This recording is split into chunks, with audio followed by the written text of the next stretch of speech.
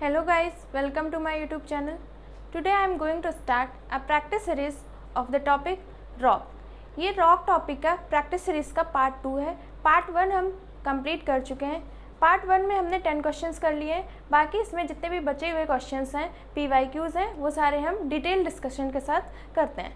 तो चलिए शुरू करते हैं क्वेश्चन नंबर 11 से. ठीक है, तो क्वेश्चन नंबर 11 क्या कह रहा है? Which of the following is not a metamorphic rock. इसमें आपको बताना है कि कौन सा मेटामॉर्फिक रॉक नहीं है. 4 ऑप्शंस में से आपको बताना है कि कौन सा मेटामॉर्फिक रॉक नहीं है. तो मार्बल, फर्स्ट ऑप्शन क्या कह रहा है? ए ऑप्शन क्या कह रहा है? मार्बल. मार्बल क्या है? मेटामॉर्फिक रॉक है.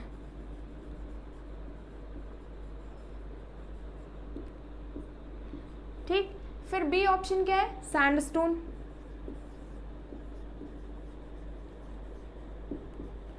सैंडस्टोन कौन सी रॉक है? सैंडस्टोन है सेडिमेंट्री रॉक. ठीक, ऑप्शन सी क्या कह रहा है? क्वार्ट्जाइट.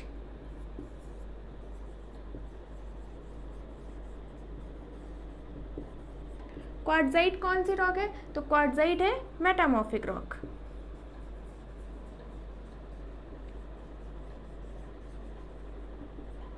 फिर ऑप्शन डी क्या है? स्लेट. स्लेट भी कौन सी रॉक है? मेटामॉर्फिक रॉक है.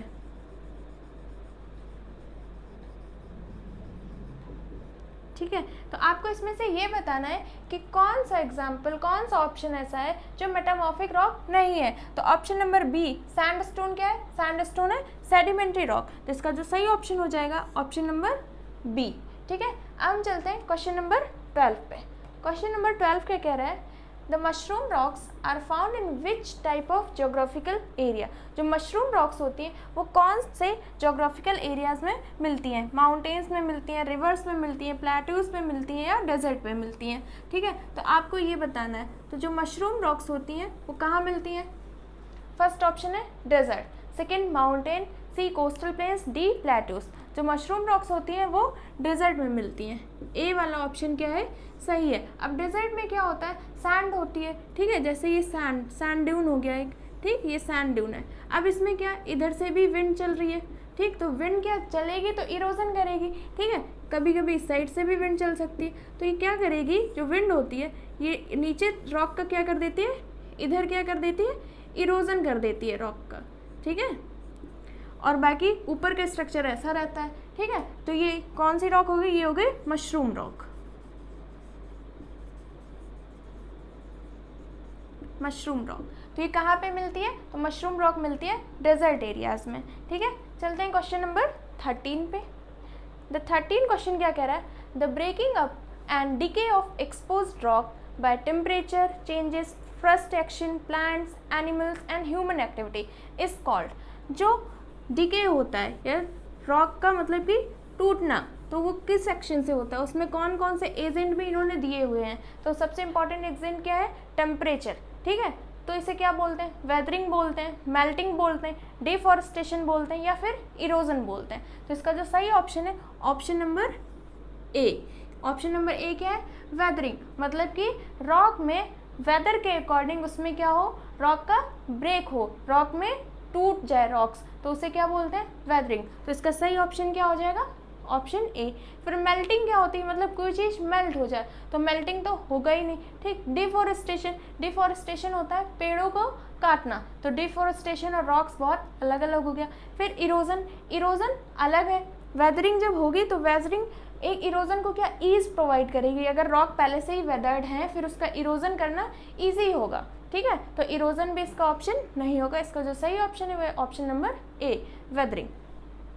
चलते हैं क्वेश्चन नंबर 14 पे.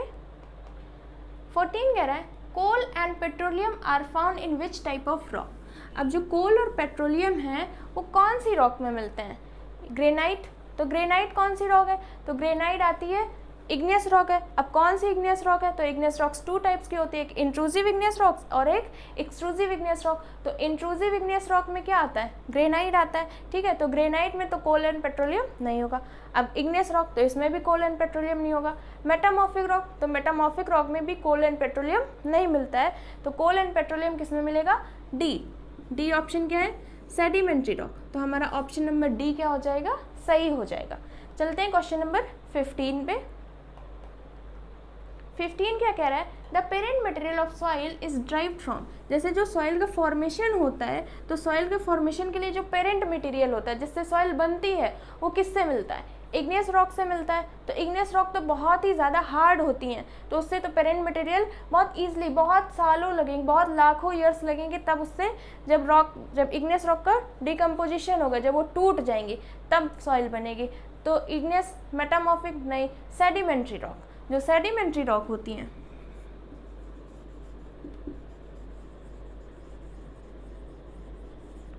सेडिमेंट्री रॉक्स जो होती हैं, इसमें क्या होते हैं? सेडिमेंट्स होते हैं, सेडिमेंट, स्मॉल सेडिमेंट्स होते हैं। तो जो पेरेंट मटेरियल होता है सॉइल का, किससे ड्राइव्ड होता है, किससे मिलता है? तो वो सेडिमेंट्री रॉक से मिलता है। तो ऑप्शन नंबर सी क्या हो जाएगा हमारा? सही हो जाएगा। चलते हैं क्वेश्चन नंबर 16 पे। 16 क्या कह रहा है? What the molten rock is known when it stays under the surface of the earth, मतलब जो surface of the earth, molten material, ठीक है, जो इग्नियस रॉक किससे बनी होती हैं?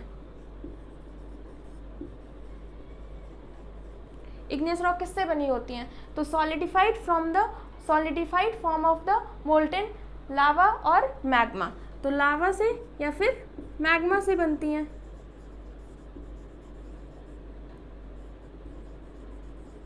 लावा। अब इसमें क्या पूछ रहा है? When the molten rock is known wet is stay under the surface of the earth. तो ये भी क्या होता है? मोल्टेन मटेरियल होता है।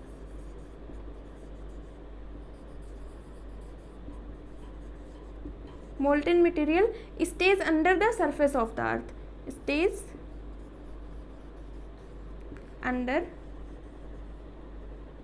द सरफेस ऑफ द अर्थ।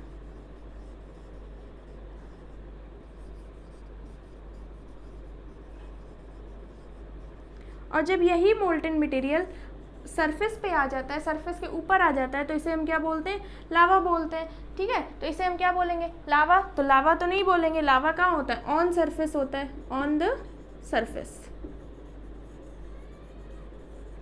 ठीक। फिर मैग्मा, तो इसे क्या बोलेंगे? मैग्मा ही बोलेंगे। तो हमारा बी ऑप्शन क्या हो जाएगा? सही हो जाएगा। बी ऑप्शन क्या हो जाएगा? सही हो जाएगा। बसाल्ट तो रॉक्स को बोलते हैं, ठीक है। इसमें क्या पूछा गया? Molten rock. अब बसाल्ट कौन सी रॉक होती है? जब यही रॉक, जब लावा का फॉर्मेशन, लावा जब सॉलिडिफाई होगा, तो कौन सी रॉक बनेगी? बसाल्ट रॉक बनेगी। ग्रेनाइट, जब ये मैग्मा सरफेस के अंदर सॉलिडिफाई हो जाएगा, रॉक्स में चेंज हो जाएगा, तो कौन सी रॉक बनेगी? ग्रेनाइट। लेकिन इसमें बोला गया है मोल्टेन रॉक बताना है, जब वो सरफेस के अंदर हो, मतलब कि वो सॉलिडिफाई ना हुई हो, तब बताना है। तो उसे हम क्या बोलेंगे? मैग्मा बोलेंगे, ठीक है। चलते हैं क्वेश्चन नंबर 17 पे। क्वेश्चन नंबर 17 कह रहा है the earth crust is made up of. अब अर्थ की जो क्रस्ट है, क्रस्ट पता है आपको? अर्थ का जो लेयर, अर्थ को किस में? लेयर में डिवाइड किया गया है, क्रस्ट, मैंटल एंड कोर। जो आउटर लेयर होती है उसे क्रस्ट बोलते हैं, मिडिल लेयर को मैंटल एंड इनर लेयर को कोर बोलते हैं। तो अर्थ की क्रस्ट किससे बनी होती है? अर्थ की क्रस्ट पे क्या क्या होता है? तो रॉक्स। तो ये तो हमने देखा कि अर्थ की क्रस्ट पे रॉक्स तो होती हैं, ठीक है। फिर क्या है? मिनरल्स,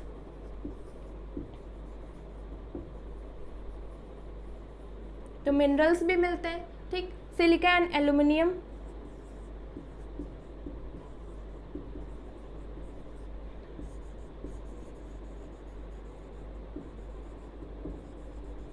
ठीक। तो अर्थ की क्रस्ट को क्या बोलते हैं? सियाल, सिलिका एंड एल्यूमिनियम। तो ये भी सिलिका एंड एल्यूमिनियम भी मिलता है। फिर ऑल ऑफ, डी ऑप्शन क्या है? All of the above. तो अर्थ की क्रस्ट में ये सारी चीज़ें मिलती हैं, तो इसका सही ऑप्शन क्या हो जाएगा? Option number D, all of the above, ठीक है। चलते हैं क्वेश्चन नंबर 18 पे। 18 क्या कह रहा है? The huge pressure can cause grains. जो किसी भी ग्रेन पे या किसी भी चीज़ पे जब हम ह्यूज प्रेशर अप्लाई करेंगे, तो उसमें क्या चेंजमेंट होंगे, उस चीज़ में क्या चेंजमेंट होंगे। तो अलाइन देमसेल्फ, अलाइन मतलब वो अपने आप को अलाइन कर लेंगे, एक्सपैंड अपने आप को एक्सपैंड करेंगे या श्रिंक करेंगे या फिर ब्रेक करेंगे। तो किसी भी ग्रेन पे अगर हम ह्यूज प्रेशर अप्लाई करेंगे तो क्या हो जाएंगे, उसका फर्स्ट ऑप्शन सही हो जाएगा, क्या हो जाएंगे, अलाइन कर लेंगे।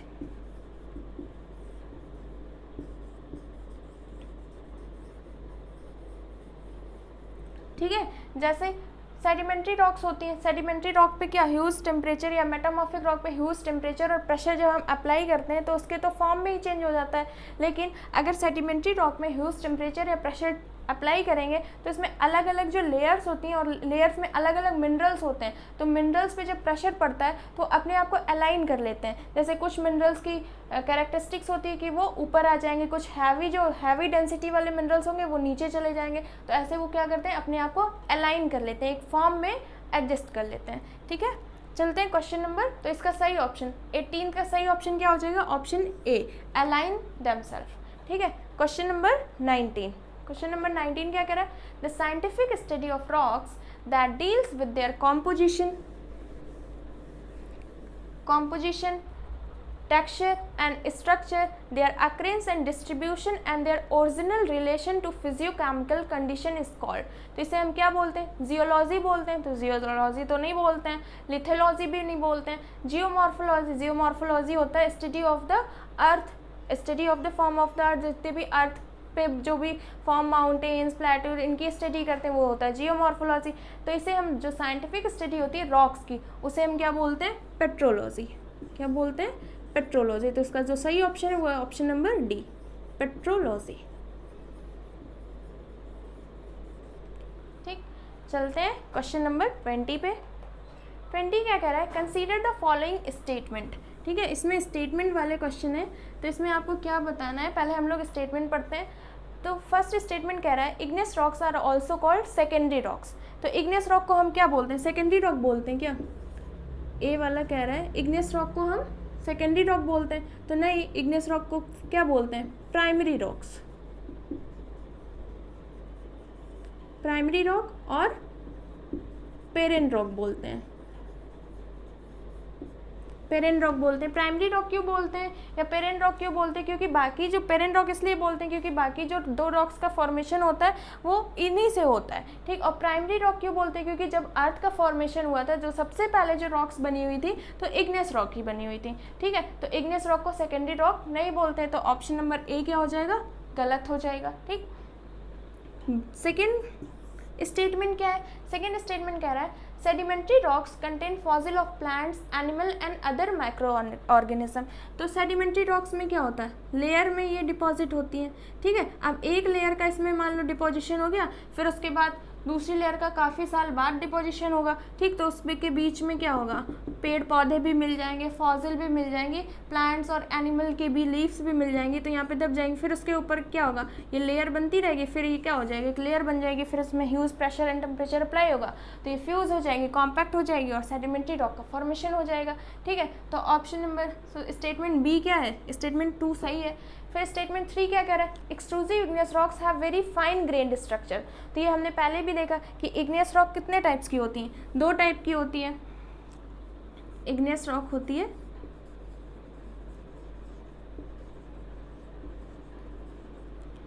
एक होती है इंट्रूसिव और एक होती है एक्सट्रूसिव। तो इसमें क्या होता है, इसमें क्रिस्टल्स होते हैं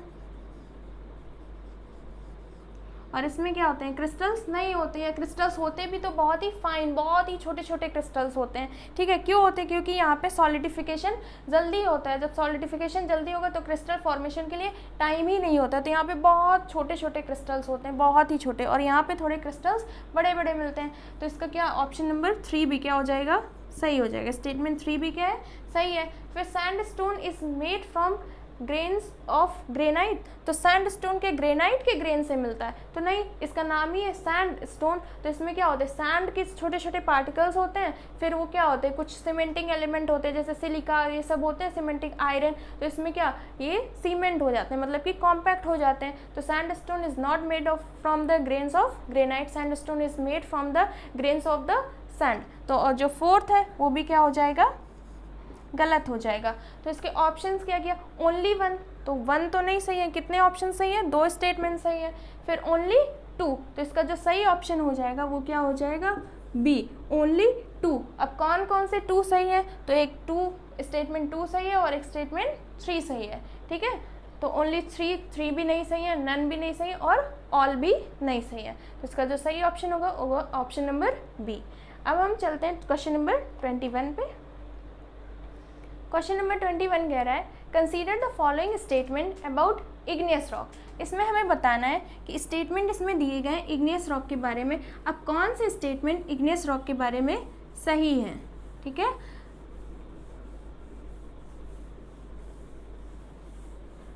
फर्स्ट स्टेटमेंट क्या है, igneous rocks are normally crystalline in structure. तो igneous rock crystalline and non crystalline दोनों ही होती हैं। They occur in strata and contain fossil. तो इग्नियस रॉक क्या, स्ट्राटा मतलब कि लेयर में नहीं होती और ना ही इनमें फॉसिल मिलता है। These rocks have no silica. तो ये हमने इसका जो पहला पार्ट है, जो PYQs का फर्स्ट पार्ट है, उसमें हमने इसको डिटेल में बताया है और थ्योरी पार्ट में भी इसे बताया। तो These rocks on the basis of silica contain, igneous rock को 2 टाइप्स में बांटा गया है, 2 टाइप्स,